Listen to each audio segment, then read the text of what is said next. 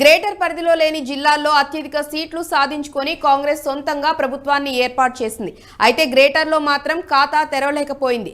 అందుకే ఇప్పుడు రాజధాని పరిధిలో బలం పెంచుకునే పనిలో పడిందట. గత బీఆర్ఎస్ సర్కార్ ఉపయోగించుకున్న ఆపరేషన్ ఆకర్షణే కాంగ్రెస్ కూడా ప్రయోగిస్తుందంటున్నారు. ఆ క్రమంలో గ్రేటర్ పరిధిలో వలసలపై జోరుగా ప్రచారాలు మొదలయ్యాయి. కారు దిగి హస్తం గూటికి చేరటానికి పలువురు కార్పొరేటర్లు రెడీ అవుతున్నారంటున్నారు.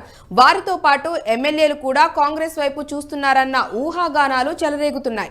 ఆ ఎఫెక్ట్ తోనే మాజీ మంత్రి కేటీఆర్ పార్టీ ప్రజాప్రతినిధులతో స్వయంగా మీటింగ్ పెట్టి మరీ వారికి భరోసా ఇస్తున్నారట.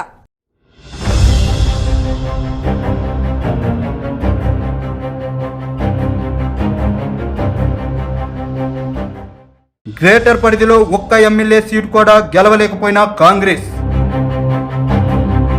గ్రేటర్లో ఆపరేషన్ ఆకర్ష్ పై కాంగ్రెస్ దృష్టి. కాంగ్రెస్తో టచ్లో ఉన్న కొందరు కార్పొరేటర్లు. రాజధాని మినహాయించి మిగిలిన జిల్లాలో అత్యధిక సీట్లు సాధించుకుని కాంగ్రెస్ సోలోగా ప్రభుత్వాన్ని ఏర్పాటు చేసింది. అయితే గ్రేటర్లో ఒకటంటే ఒక్క సీటు గెలవకపోవడంతో ఇతర పార్టీల నుంచి చేరికలను ప్రోత్సహించాలని యోచిస్తుందంట. ఇందులో భాగంగా ఆపరేషన్ ఆకర్షణను పదును పెడుతుందంటున్నారు. ఎన్నికలకు ముందు పలువురు కార్పొరేటర్లు కాంగ్రెస్లో చేరగా మరికొందరు హస్తం వైపు చూస్తున్నారని తెలిసింది. ఇప్పటికే కొందరు ఎమ్మెల్యేలు కాంగ్రెస్ అగ్రనేతలతో టచ్లో ఉన్నట్టు జోరుగా ప్రచారం కొనసాగుతుంది. ఆ ప్రచారంలో నిజమున్నట్టు తాజాగా కేటీఆర్ మీటింగ్లో స్పష్టం చేస్తుంది.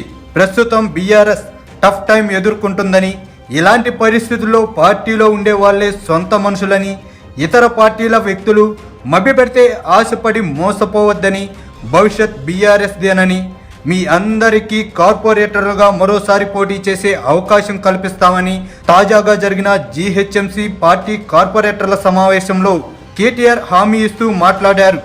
ఇవే కాదు, అధికార పార్టీ ఏం చేయబోతుంది, దానికి సమిష్టిగా ఎలా తిప్పికొట్టాలి అన్న దిశానిర్దేశం చేస్తూ పార్టీ కమిటీల ఏర్పాటు ఉంటుందని స్పష్టం చేశారు.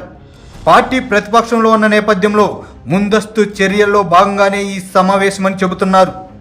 అయితే కేటీఆర్ ఆ తరహాలో ఇంతకు ముందెప్పుడూ మాట్లాడలేదు. తాజా కార్పొరేటర్ల సమావేశంలో గతానికి భిన్నంగా కేటీఆర్ ఎందుకు మాట్లాడారు, ఎమ్మెల్యేలు లేకుండా కేవలం కార్పొరేటర్లతో సమావేశం అవడానికి గల కారణమేంటి, గ్రేటర్లో పార్టీ గెలుపునకు కృషి చేసిన వారికి కృతజ్ఞతలు చెప్పేందుకే మీటింగ్ ఏర్పాటు చేశారా, మరేదైనా కారణముందా అంటే రాజకీయ వర్గాల్లో భిన్నాభిప్రాయాలు వ్యక్తమవుతున్నాయి. వాస్తవానికి తెలంగాణ ఆవిర్భావం తర్వాత మొదటిసారి అధికారంలోకి వచ్చిన బీఆర్ఎస్ గ్రేటర్లో పట్టు కోసం భారీ స్థాయిలో ఆపరేషన్ ఆకర్షణకు తెరతీసింది. ఇతర పార్టీ నుంచి నేతలను చేర్చుకుంది. ఏడాదిన్నర వ్యవధిలో జరిగిన జీహెచ్ఎంసీ ఎన్నికల్లో రికార్డు స్థాయి విజయం సాధించింది. అంతకుముందు అభ్యర్థులు లేక జీహెచ్ఎంసీ ఎన్నికల్లో పోటీ చేయని పార్టీ అధికారంలోకి వచ్చిన అనంతరం అనూహ్య విజయం సాధించింది. 150 స్థానాలకు గాను ఏకంగా 99 డివిజన్లలో ఆ పార్టీ అభ్యర్థులు గెలుపొందారు.